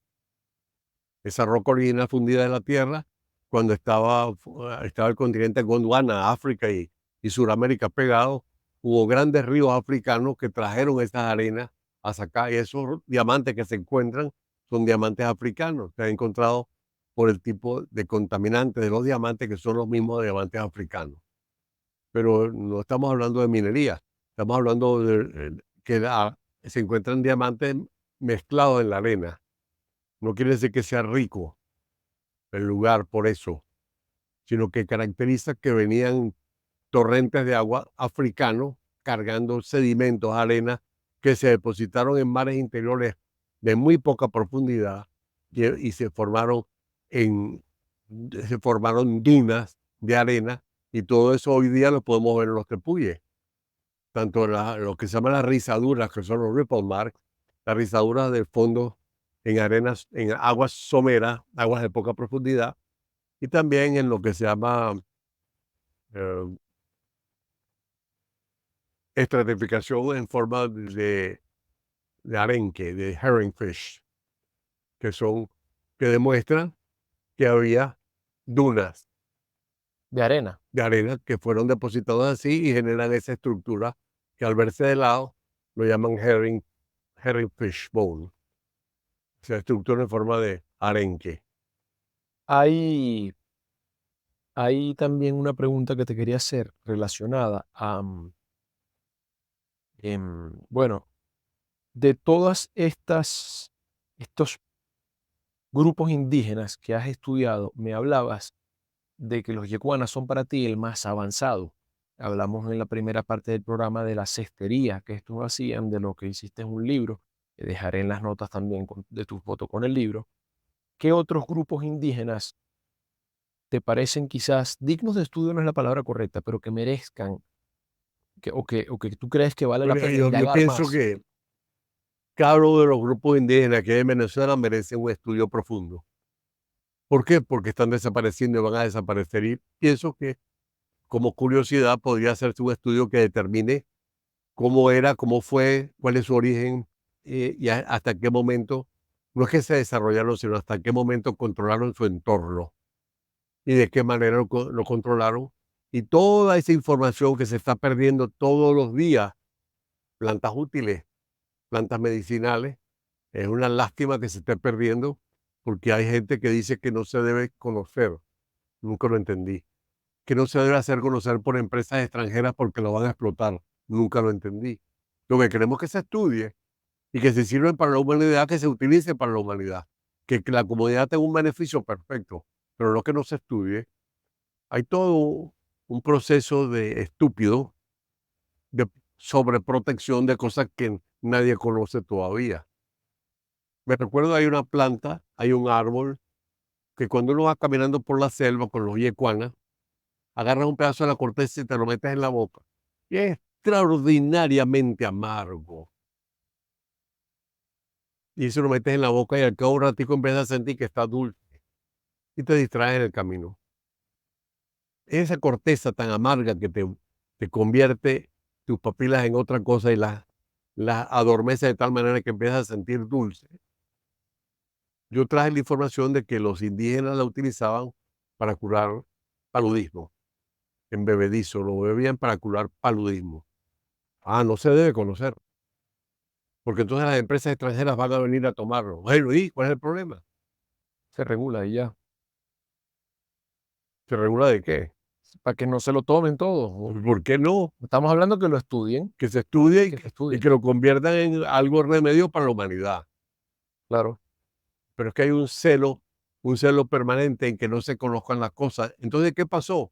Los brasileños acaban de sacar un medicamento en base a ese árbol para Ya lo controlar. sacaron. Claro, ¿Y hace cuántos años viste ese árbol? hace 30 años. Y lo sacaron hace reciente. Sí. ¿Qué has aprendido? ¿Has tenido contacto con cuántos grupos indígenas diferentes, Carles? Yo no diría el número, porque he visto muchos grupos indígenas, Guayú, Yucpa, Yupa, Bari, no, Bari no he visto, Yavarana, Piaroa, Yanomami, Yecuana, pero he vivido con los Yecuanas y hablo la lengua, y he vivido en 31 expediciones con los Yanomami que acompañé a Napoleón Chañón, el antropólogo más importante del mundo. Y con él hicimos unos estudios extraordinarios y logramos que se declarara la reserva de biosfera del Orinoco Cassiquiare en base a las expediciones que nosotros hicimos, llamados por el presidente Carlos Andrés Pérez, para que hiciéramos los estudios sobre los grupos no contactados. Y de eso se resolvió hacer la declaración de la reserva de biosfera Alto Orinoco Castiquiare y el Parque Parima Tapirapecó. Eso en 1991. Después tuve la oportunidad de estudiar la masacre de Hashimo, que mucha gente habla de la masacre de Hashimo. Y yo fui la persona con Napoleón Chañón, los únicos que estuvimos en el sitio. Y trajimos información para el presidente ah, Ramón Velázquez, ¿no era? Ramón J. Velázquez y el general ministro de la Defensa, Radamés Muñoz León, Radamés Soto. Y entonces a ellos les trajimos el informe de lo que nosotros encontramos El informe se concibió como muy comprometedor para gente que estaba en la zona y el informe se archivó por lo comprometido que estaban varias instituciones en la zona en la masacre de Hashimo. Entonces, la masacre de Hashimo todo el tiempo hace especulaciones sobre quién pasó, qué le hizo, por qué ocurrió, quién mató a quién. No tiene la información correcta. Pero me divierte verlo desde lejos porque fue un secreto que mantuve con el presidente Ramos J. Velázquez. Claro. Una pregunta, de estos grupos, ¿cuál otro te hubiese o te gustaría estudiar más? Profundidad. No, no me gustaría estudiar otros más. Yo creo que con los Yanomami y los Yacuana es suficiente. Los otros que los estudien los demás. Yo no. Yo no soy antropólogo. Escribí un libro de antropología extraordinario, sin ninguna modestia, pero yo no soy antropólogo. Claro. Ahora, Quiero decir, titulado como antropólogo. titulado, sí, sí, sí, correcto. De hecho, lo soy, obviamente. ¿Qué has aprendido de tantos años en contacto con civilizaciones indígenas? La pregunta es demasiado vaga para poder ser respondida. Sí, pero tiene que haber O sea, algún... puedo decirte, he aprendido a vivir, he No, no, aprendido pero lo importante de hay, la vida, cosas que no tienen ningún sentido. pero hay algo que quizás diferencia mucho a los indígenas de los occidentales, que te ha llamado la atención de cómo tú hacías las cosas en tu casa con tu papá y cómo las hacen ellos. ¿Qué ha sido eso? Porque quizás no lo aprendiste, pero es algo que percibiste. Bueno, hoy lo que podría haber aprendido es el sentido del conocimiento que debe tener una persona para ser considerado parte de la comunidad. La responsabilidad que tiene que tener una persona en la comunidad para ser considerado parte de ella. El conocimiento que tiene que tener. El que sea un equivalente a cualquier otro de la comunidad a su nivel. Que sea un soto, que sea un hombre capaz de hacer un barco, capaz de hacer una casa, capaz de conocer cómo se hace el yaraque, cómo se hace el casabe, cómo se hace el mañoco, capaz de hacer un conuco, de distinguir las plantas que están en el conuco. Todo eso es un valor que se va aprendiendo de padres a hijos permanentemente dentro de la comunidad. No como nosotros cuando vamos a la escuela es diaria, de El conocimiento diario. diario y comunal. Tanto que se estaba tratando o se estaba haciendo unas escuelas pagadas por el Ministerio de Educación para que la gente aprendiera a hablar castellano y en eso pasaban varias horas del día, perdiendo en ese tiempo el conocimiento ancestral que se le podía dar sus padres y sus compañeros de tribu. Eso me pareció muy interesante, y que el conocimiento que tienen ellos del entorno se está perdiendo. El conocimiento médico que tienen se está perdiendo. El conocimiento de las habilidades para hacer un barco se está perdiendo, para hacer una cesta, para todo. Por lo tanto, en lo que yo aprendí es a respetar extraordinariamente el proceso cultural que tienen cada una de estas comunidades y que nuestra intervención, especialmente a través de la religión, viene a ser desastroso.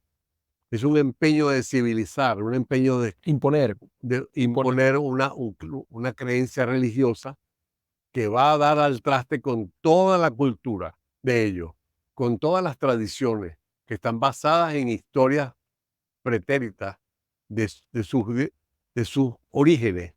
Pero si se les borra con una fe religiosa distinta, acabaste con la cultura. Y eso ha sido la punta de lanza de la cultura occidental para ganar terreno, para ganar adeptos, para ganar esclavos, para ganar obreros baratos. Porque ninguno de estos indígenas que sale de esas comunidades es aceptado acá en Caracas como absolutamente nada. No vale nada, no sirve. No sirven. No sirven para lo que la gente quiere emplearlo. Ellos son reyes en sus comunidades, son príncipes de la selva. Y cuando salen a las ciudades nuestras son esclavos, son el nada, son mendigos. Mendigos de una cultura que no tiene la altura ni la capacidad de las culturas de ellos, pero nadie se los ha dicho. Lo que les ha dicho es que tus dioses no sirven, que tenemos que cambiar esos dioses por vírgenes y por tanto, Para que mueras y vayas al cielo. para que vayas al cielo que yo te estoy imponiendo. porque nosotros te estamos invitando a ese cielo, pero ese es el infierno diario para ellos, el perder su cultura, el perder sus valores y tener que vivir arrimados a nuestra civilización, como está ocurriendo con los Pemón, que están siendo simplemente oportunistas y arrimados a la cultura occidental. Y a otros negocios también que están No, vinculados. bueno, yo no quiero hablar de los negocios del oro ni los diamantes con los Pemón porque no me quiero comprometer. Claro, claro. Pero esos son Pero están siendo occidentalizados y eso sí es real y es un occidentalizados hecho. y lo que comen son enlatados. No están haciendo conucos. ¿Por qué? Porque han acabado con toda su cultura. No Claro, quiere decir que su cultura actualmente sea no válida. Está válida como unos extraordinarios oportunistas viviendo en base a la cultura occidental y quemando esa sabana como le da la gana. Tengo que hacer esa observación porque todo el mundo la pasa por alto. sí, Hay que hacer un control sobre eso. Eso es un parque nacional, eso es un patrimonio de la humanidad. No se puede permitir que diariamente hayan 500 incendios simultáneos en toda la gran sabana. Eso no puede ser, porque a los indígenas le da por quemar. Yo recuerdo que yo estuve tratando de montar los grupos de rescate y grupos de combate de incendios forestales y era un problema en la gran sabana combatir los incendios forestales porque frente a tu cara te prendían los fuegos. te prendían. Prendían el fuego porque para demostrar que ellos eran dueños de lo que querían hacer. No puede ser. ¿Por qué crees que hacían eso? Ah, no, se hace por muchas cosas tradicionalmente, entonces hay que tener respeto a esa tradición, pues no la respeto. Si hay un matrimonio, queman. Si hay alguien que viene, queman. Si hay alguien que se va de viaje, va quemando por el camino. Claro, Porque es una cultura que cuando ellos eran 200 personas está bien, ahorita hay más de 20.000. Por lo como, tanto, ocasionó un caos. claro. Estoy hablando a la ligera, sin pensar en las reacciones que va a haber de mucha gente que no tiene ni idea de lo que está hablando, pero va a querer hablar algo sobre esto, pero es un desastre ecológico en la Gran Sabana. Una pregunta, y esta pregunta te la quería hacer sobre la relación del mundo occidental con los indígenas. ¿Cómo crees tú que debería ser esta relación? Porque tú no sé si te catalogas como un occidental, pero sin embargo, Absoluto respeto por estas comunidades que merecen ese respeto porque tienen una tradición milenaria, pero nosotros no lo respetamos. Les mandamos misioneros para que les cambien la religión, porque eso es para nosotros tener la seguridad de que se van a parecer a nosotros y no se van a parecer. Van a ser obreros, van a ser mendigos. pero ¿cómo crees que debería ser esta colaboración? ¿Tú has tenido la oportunidad de hablar? Detener totalmente las misiones. Y, Buscar ayuda en las comisiones médicas para ayudar a la salud, y ya, pero no cambian la mentalidad, pero no cambian las religiones. dejarlos que sigan su vida, ¿no? Ayúdalos en su salud, ayúdalos a que puedan vivir más, ayúdalos a que no sufran de enfermedades, paludismo, etcétera. Ayúdalos, asístelos médicamente, pero no mentalmente, no religiosamente. Por Dios, ¿qué pasó? ¿Cuál es ese celo que nosotros nos creemos superiores como para imponer nuestras religiones? Estamos hablando de hace 400 años. No, es hoy día que está ocurriendo. Claro. Y mi opinión siempre ha sido muy clara.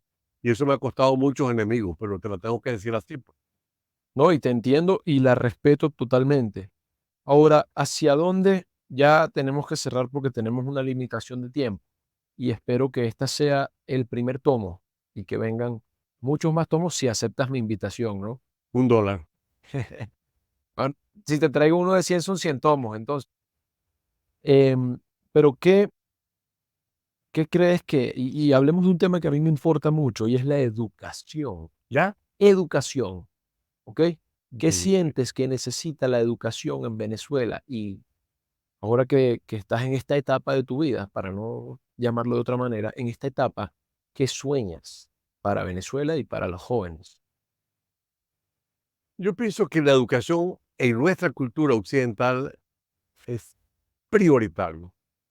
Pienso que la educación tiene que ser desde la primaria, obligatoria, continua. Eso es nuestra civilización, eso es nuestra parte. Y estamos en una cultura contra el resto del mundo.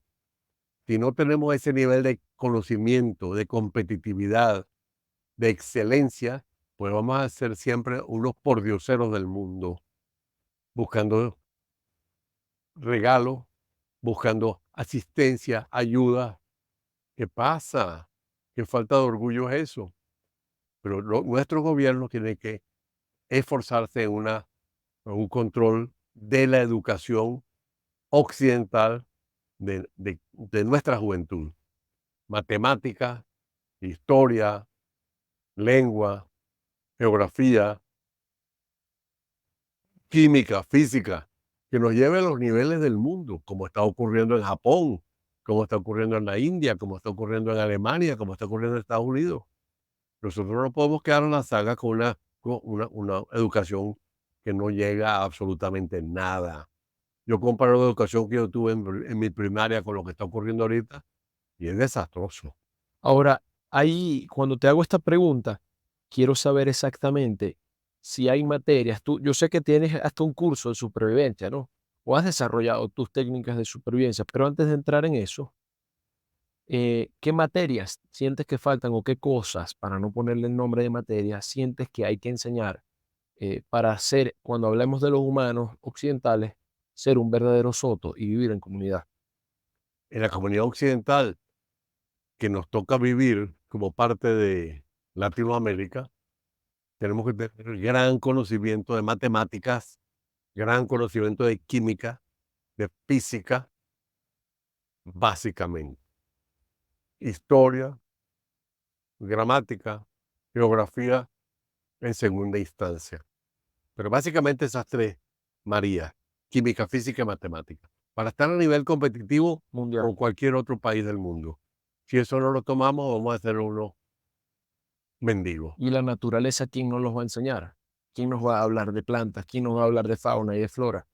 Sí se va a hablar, pero nosotros no somos indígenas en ese sentido y necesitamos gente que se ocupe del agro, del campo, del desarrollo del ganado, del desarrollo de las cosas. No estamos hablando en términos de supervivencia. El término de supervivencia para nosotros es como un arte, Claro. pero no es esencial. No Mira, tenemos que estar buscando plantas alrededor nuestro porque no es necesario. Vamos a un abasto y los compramos. sí, te entiendo completamente. Una persona me preguntó que quería saber si tú, creo que fuiste una persona muy consistente a lo largo de tu vida, y ese legado lo vi hace 2 días cuando pusiste algunos de tus 20 libros o 22 libros que llevas. ¿Tuviste algún modelo o algún mentor en tu vida? Sí, sí. Yo pienso que el primer ejemplo, yo podría decir que es mi padre y mi familia, pero así como extraño a mi padre y mi familia, el doctor Enrique Tejera, el que era especialista en hongos y en antibióticos. Ese fue el primer ejemplo, digamos, de un investigador. Después, como un investigador ya más cercano a mí, teníamos 16 años, teníamos casi la misma edad, Alberto Méndez Arocha, Viti Méndez. Este Alberto Méndez Arocha me llevó a un viaje, o nos llevó a mi hermano Alan y a mí a un viaje para estudiar los métodos de pesca ancestrales de Margarita. Wow, Hicimos un recorrido por el oriente estudiando todos los métodos de pesca con trenes de pesca y con NASA, y cómo se fabricaban las NASA, y las NASA cómo eran, y cómo eran los trenes de pesca, y cómo se impermeabilizaba las cosas, y cómo se fabricaban las cuerdas de hilo de coco. Extraordinario. Hicimos un libro, La pesca en Margarita, titulado por Alberto Méndez Araucha. Yo estuve encargado de la fotografía. Tenía 16 años. Ese libro es extraordinario. Esos fueron mis mentores. Y Enrique Tejera y después Alberto Méndez Arocha. Básicamente, ellos dos. increíble. Bueno, ya para cerrar, porque tenemos esta limitante de tiempo por hoy, pero creo que si me lo permites o permítome invitarme a regresar para continuar esta conversación. ¿Cuáles son tus próximos libros? ¿En qué estás trabajando estos días? Mi próximo libro se llama Canaima, Camino hacia el Dorado. Es la historia de las expediciones que descubren finalmente el lugar que se llama Canaima. Pero todas esas expediciones estuvieron buscando el lago Parima y la laguna de Manoa, donde vivía el hombre dorado, que era un escapado inca que vivía en esa zona. Eso es lo que dijo um, Antonio de Berrío en 1595 y lo que publicó Sir Walter Raleigh en 1596 en su libro The Discovery of the Rich Empire of Guyana. Toda esa información aparece ahí sobre el lago Parima, la laguna Manoa, la laguna que era del tamaño del mar Caspio, y esa búsqueda permanente hasta 1778, 12 años antes de que llegara Humboldt, el padre Gillick publica finalmente la información sobre el paso, la comunicación entre el Amazonas y del Y el Orinoco y oro el en la Amazonas, Amazonas. y publica, junto con ese paso que se descubre en 1744, él publica la existencia del lago Parima 12 años antes que llegue Humboldt. O sea, es ayer Ayer. que seguía pensando que existía el lago Parima. Y el lago Parima es el tema de este libro que he llamado, titulado Canaima. Además de ese libro Canaima, estoy haciendo otro, que es la guía de campo de las plantas de los tepuyes. Esa guía de campo de las plantas de los tepuyes lo estoy haciendo junto con mi hija Karen y con Javier Mesa, que hemos hecho muchísimas expediciones y entre los dos vamos a hacer ese libro, Guía de plantas de los tepuyes, y necesitamos un patrocinante. Ah, bueno. El otro libro que estoy haciendo es mi biografía paralela. Quiere decir las cosas que la gente no sabe. Es que Es un increíble. libro que me gustaría hacer. El otro libro son las plantas medicinales de los yecuanas. Ese es el que quiero yo. 234 plantas. Bueno, de ese Y solamente tenemos que el hacer otro libro que tengo son las plantas de los Yanomami, junto con Brian Boom del Jardín Botánico de Nueva York. Esos dos libros últimos han sido objetados porque van a dar información sobre plantas con propiedades y eso debe ser secreto. ¿Secreto para quién? Lo que hay que hacer es conocerlas y utilizarlas para la humanidad. Eso hay que cambiar esa estructura mental del egoísmo. Bueno, Charles, ha sido un placer increíble.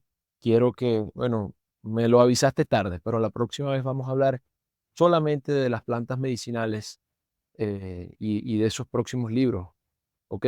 Te lo puedo mostrar en la computadora. Por favor. Vamos a dejar constancia del de plantas de los tepuyes, que es el último, que hiciste con Giselle Petrique y vamos a tomar una foto. Plantas de los tepuyes. Plantas de los Ah, tepuyes. ¿quieres que te lo regale encima? No, no, bueno, me lo puedes vender, ya puedes sumarlo a la cuenta de lo que te debo, que es mucho, ¿ok? Pero te agradezco enormemente por este espacio. Vamos a ver entonces el de plantas de los tepuyes. Claro que sí. Quisiera enviar un agradecimiento especial a todas aquellas personas que se dedicaron a escuchar las casi 2 horas de esta entrevista. Pero igualmente, por supuesto, agradecer al entrevistado, al señor Charles Brewer Carías, por su tiempo y por la paciencia que me tuvo.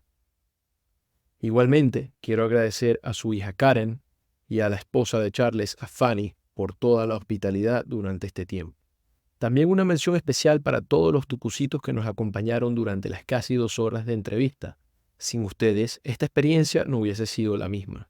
Son ustedes un reflejo de la naturaleza viva y hermosa de nuestro país, además de ser una de mis aves favoritas. Si les gustó esta entrevista, no dejen de compartirla. Creo que es un material invaluable para todos. Seamos venezolanos o no, sino como latinoamericanos, es importante conocer más allá de ciudades, profundizar en todos los misterios que viven en nuestra Amazonía, pulmón vivo de nuestro planeta. Si te gustó, no olvides compartir esto por todos los canales que consideres. Solo así podemos seguir creciendo y creando una comunidad más grande y consciente y curiosa, por supuesto. Un abrazo. Qué trabajo, vale. Yo pensé que ibas a almorzar con nosotros. No me invitaste. Y estás invitado. Ah, cónchale. Fanny, él dice que no lo invitamos a almorzar. Los premios reales. Vamos, ¿dónde vamos a comer? Ya no vamos. Bueno, aquí lo tengo. Vente por aquí. Va.